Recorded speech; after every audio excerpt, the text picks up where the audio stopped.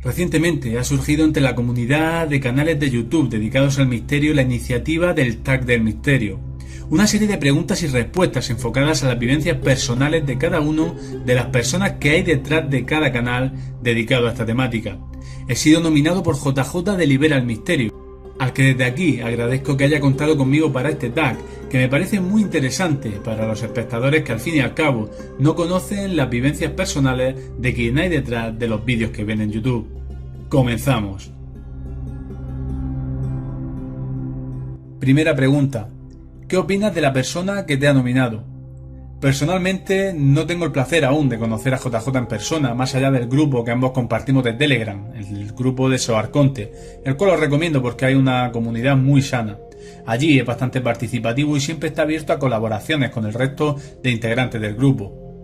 De lo que sí podría hablaros un poco más es de su canal. Me parece que de los canales recién creados o relativamente pequeños es el que mayor potencial de crecimiento tiene de cuantos conozco. Tiene una capacidad de síntesis, de aportar datos y un sentido del humor muy especial a la hora de expresarlo que me parece muy interesante. Además suele tocar temas que no son muy convencionales en el mundo del misterio. También trata mucho el tema de la conspiración e incluso el tema de la supervivencia. Os recomiendo desde aquí que os acerquéis a su canal, Libera el Misterio. Segunda pregunta: ¿qué objeto maldito te gustaría custodiar?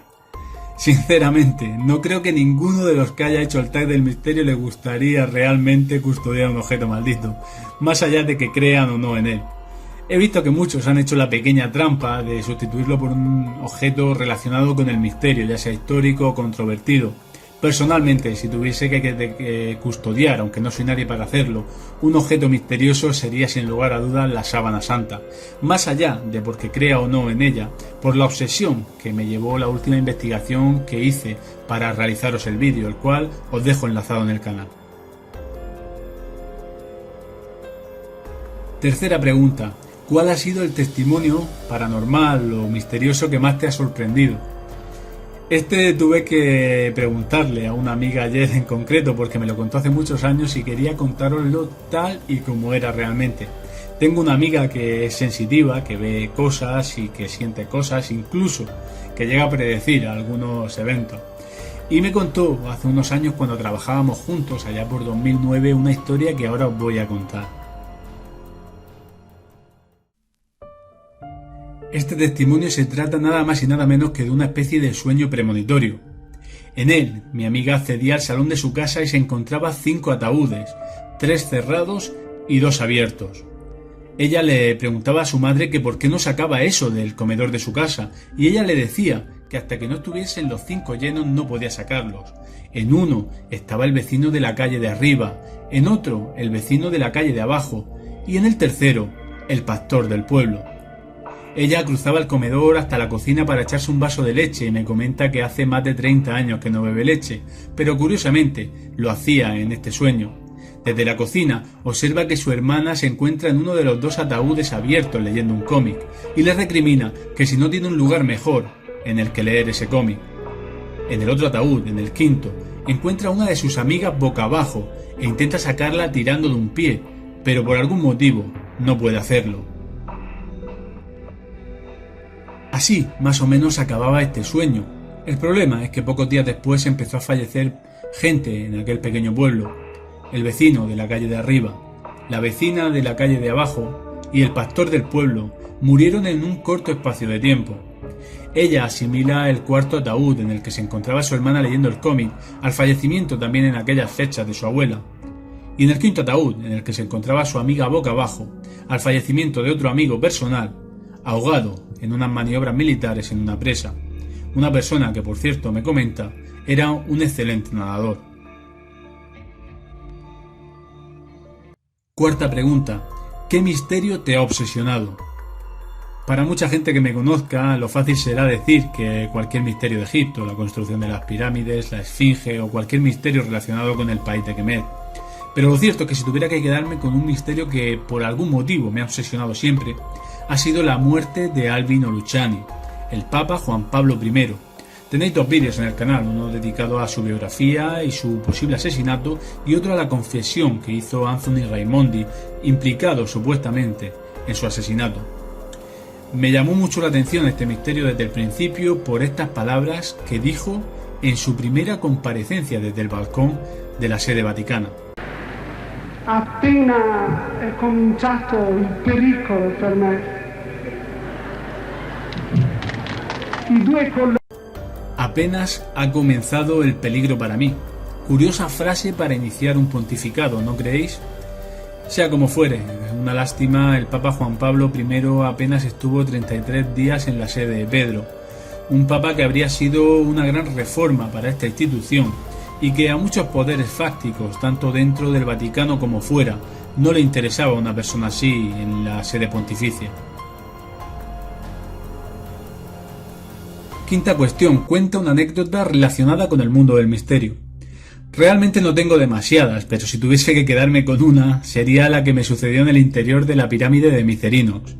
No es una anécdota esotérica, no es mística, no tiene nada que ver con eso, pero ahora entenderéis. Por algún motivo que desconozco, aunque puedo intuir, no dejan acceder a los guías turísticos dentro del interior de las pirámides.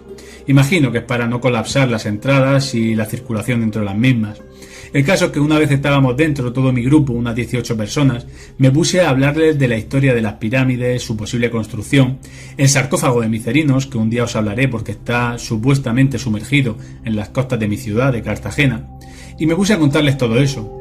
Mientras lo hacía, pues parecía que el tiempo no pasaba, pero sí que empezaba a hacer mucho calor. Yo fui en septiembre a Egipto, y cada vez más calor, y cada vez más calor, y cuando nos dimos cuenta, miré hacia la entrada porque estábamos dentro de la derruida Cámara del Rey, y al darnos cuenta de todo este calor, miré hacia la entrada de esta cámara y habíamos hecho una cola tan grande que sobresalía de la pirámide.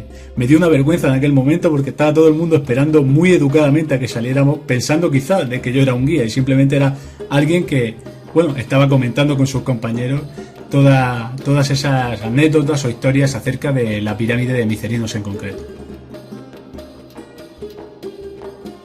Sexta cuestión. ¿Qué misterio te gustaría resolver? Aquí no tengo ninguna duda.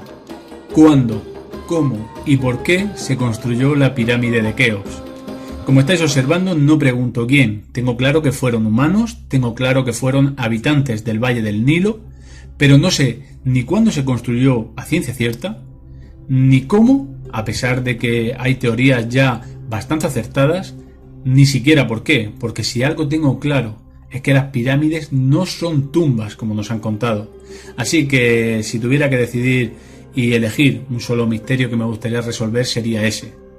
¿Cómo se construyó, cuándo se construyó y para qué se construyó la Gran Pirámide? Séptima cuestión. ¿Qué se debe hacer en una investigación y qué no?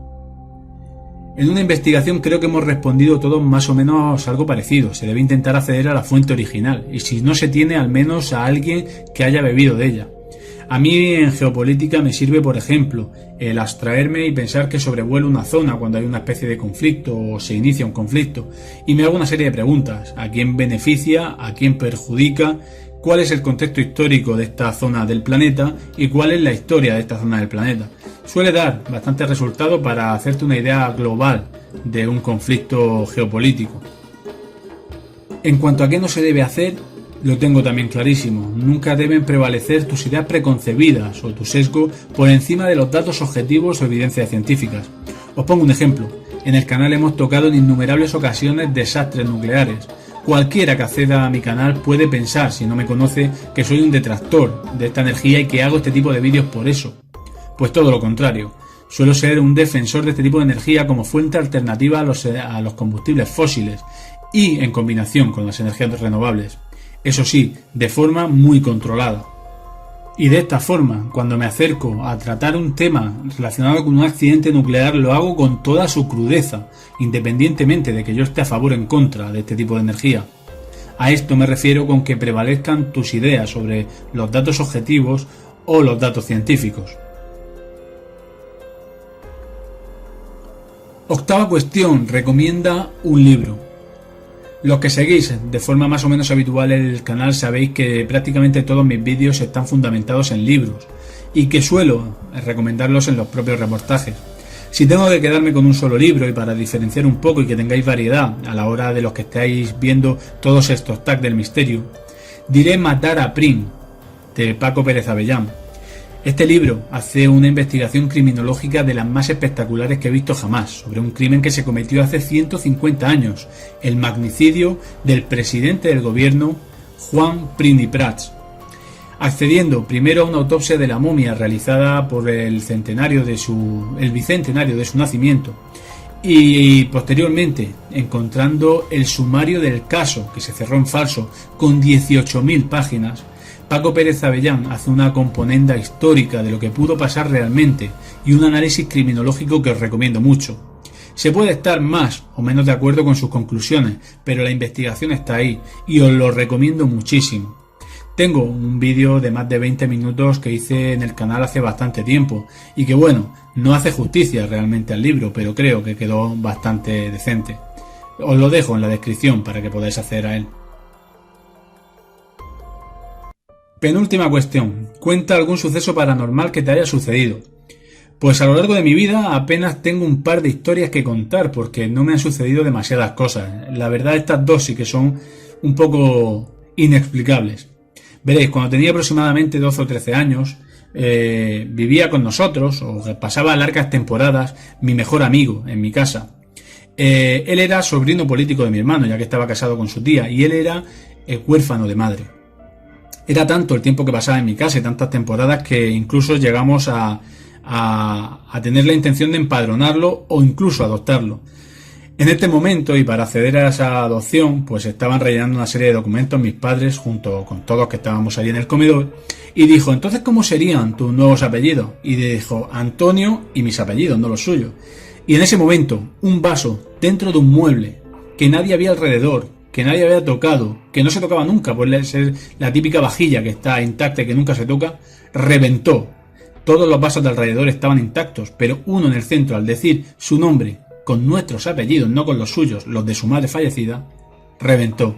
No sé darte una explicación, pero todo el mundo se lo achacó a que tuvo que ver con algo paranormal. La segunda anécdota de este tipo la dejaré para otro vídeo, en el que quizá entreviste a mi amiga Elena, a la que desde aquí mando un abrazo, y que es precisamente la que me dio el testimonio del punto o la pregunta número 3 de este tag. La última también es una pregunta doble: lugar al que volverías, que has visitado, y un lugar que te gustaría visitar. Veréis, he tenido la suerte de visitar muchos lugares, menos de los que me gustaría. He podido estar en las ruinas de Cartago en Túnez, he podido estar en Pompeya en Nápoles, en Egipto, viajar por Egipto, por zonas de Italia, por la geografía española, pero siempre hay un lugar al que me gustaría volver, siempre, y es Toledo. Toledo me parece una ciudad mágica, una ciudad que se ha detenido en el tiempo, una ciudad que puedes encontrar todos los misterios que quieras. Misterios de la época árabe, de la época visigoda, misterios relacionados con la brujería, con los templarios. Caminar por sus calles de noche es una maravilla que recomiendo a cualquier persona que tenga la posibilidad de acercarse. Al final está en el centro de la península y todos más o menos lo tenemos a la misma distancia, incluso algunos más cerca. El que no haya ido a Toledo de verdad se está perdiendo una verdadera maravilla. En cuanto al lugar en el que no he estado y me gustaría visitar, aquí sí que me voy a saltar totalmente el tag y no puedo decir solo uno. Me gustaría visitar toda la zona sur de Francia, Carcassona, Reims-le-Château, la zona de las Vírgenes Negras. Me gustaría visitar Santorini, Creta, Grecia, zonas de Roma, que tuve que cancelar el viaje por todo esto que ha sucedido, que tenía el 1 de marzo. Me gustaría volver a Egipto, por supuesto, Tierra Santa, Jerusalén, Perú. Perú me parece que es uno de los países también que encierra en un solo país más misterios y más ruinas interesantes. Chernóbil, me gustaría ir a Chernóbil. En definitiva, me encantaría visitar innumerables lugares y no puedo decir solo uno. Así que hago esta trampa y digo todo eso. Por último me toca nominar a alguien y voy a nominar a Luis Tobajas del canal Desafío Viajero. Se lo he dicho varias veces en comentarios, ya que sigo habitualmente su canal. Este es uno de estos canales que me parece increíble que YouTube no posicione más arriba, y que incluso está tratando de forma injusta. Tiene un contenido muy especial, un contenido casi profesional, viajando a los lugares sobre los que está investigando o de los que está tratando. Me parece que es injusto que este tipo de canales no esté más reconocido. Así que desde mi humilde canal, en lo que pueda ayudar y pueda dar a conocer, lo menciono a él y lo nomino a él para que haga este tag del misterio. Aquí termino este tag del misterio, espero que os haya entretenido, que os haya gustado y que os sirva para conocer un poco más a quién hay detrás de este humilde canal. Espero, como siempre, veros en el siguiente vídeo y como siempre os digo, no dejéis de ser curiosos. Adiós.